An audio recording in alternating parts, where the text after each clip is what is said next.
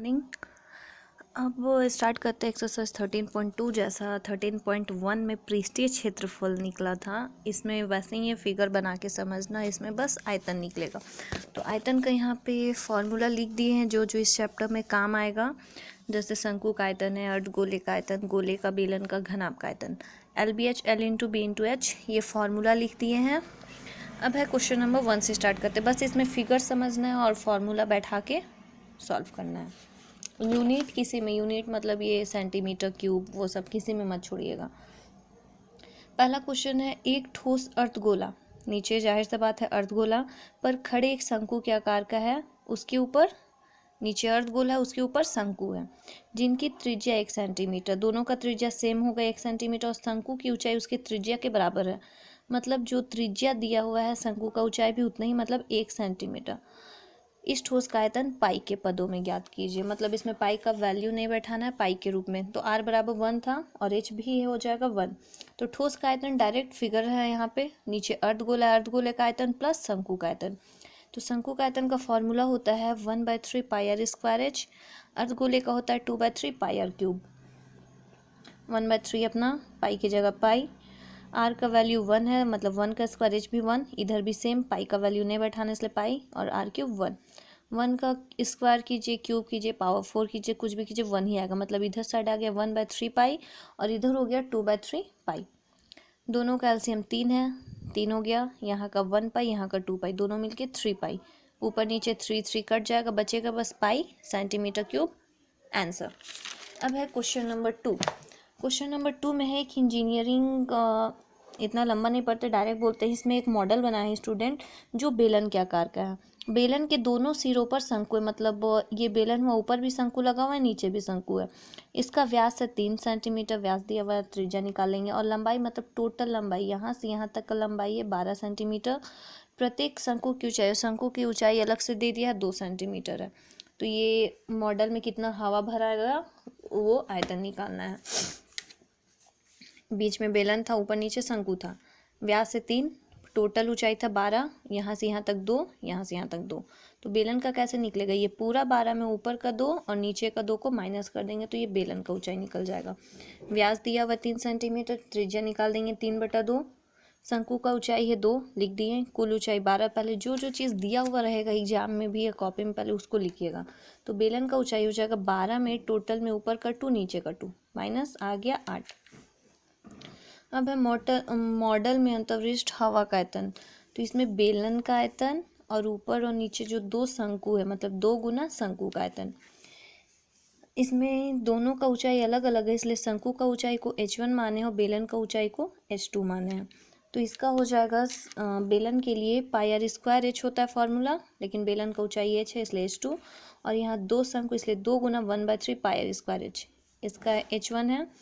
दोनों से पाई are square common निकाल लिए, यहाँ बचा h2, यहाँ बचा बस 2/3 h1। डू इट मतलब इसके बाद आप लोग वैल्यू बैठाइएगा, 22/7, आर जो दिया हुआ है 3/2, h2 है 8, h1 है 2। इसको बैठा के सॉल्व कीजिएगा, बटा में आंसर आएगा और उसमें लग जाएगा सेंटीमीटर क्यूब। अब है क्वेश्चन नंबर 3, इसको सॉल्व कीजिएगा, खुद से आधा बता दिए हैं।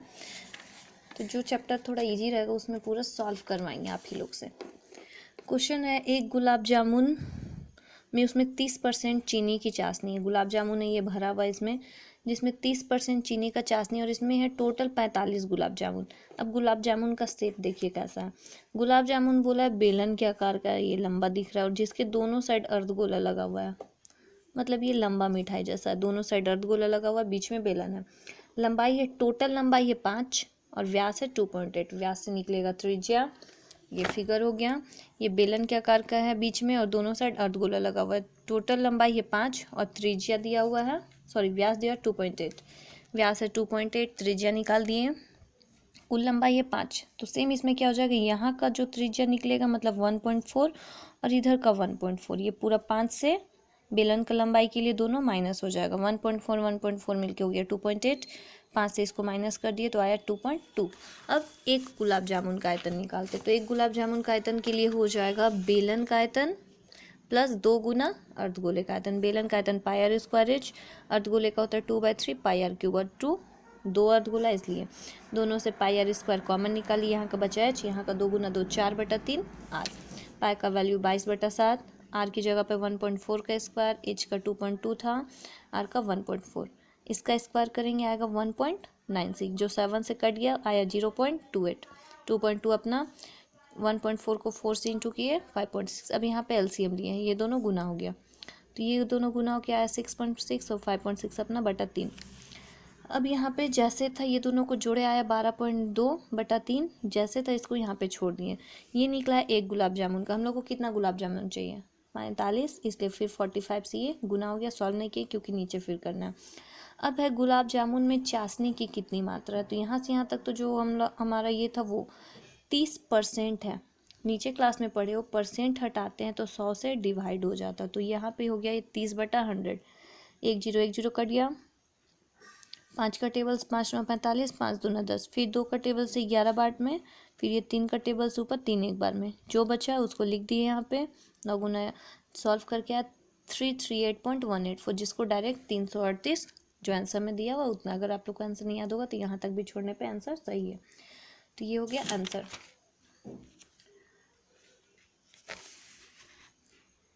अब है क्वेश्चन नंबर 4, ये इंपॉर्टेंट एग्जाम में आता है। इसमें है ये लकड़ी है, बोला घनाभ के शेप का जिसमें 4 शंक्वाकार गड्ढे बने हुए हैं, पेन रखने वाले स्टैंड है ये, जैसे यहाँ पे ये स्टैंड है, तो इसमें घनाभ के शेप का जिसमें 4 शंकु के आकार का गड्ढा बना हुआ है। घनाभ का विमाएँ मतलब लंबाई चौड़ाई ऊंचाई दिया हुआ है, और गड्ढे की त्रिज्या मतलब शंकु का त्रिज्या 0.5 और गहराई है 1.4, तो इसमें लकड़ी का आयतन निकालना है ना कि ये गड्ढे का। तो ये घनाभ का आयतन में 4 शंकु का आयतन को माइनस कर देंगे, आंसर आ जाएगा। 1 मिनट, शंकु का त्रिज्या दिया हुआ, ऊंचाई दिया हुआ, लिख दिए। घनाभ की विमाएँ जो दिया हुआ था वो, तो कलमदान का आयतन घनाभ के आयतन से 4 शंकु का आयतन को माइनस कर देंगे। घनाभ का आयतन होता है LBH, इसका होता है 4 × 1/3 पाई आर स्क्वायर, इसमें वैल्यू बैठाइएगा आंसर आ जाएगा। तो इतना बनाइएगा 4 तक।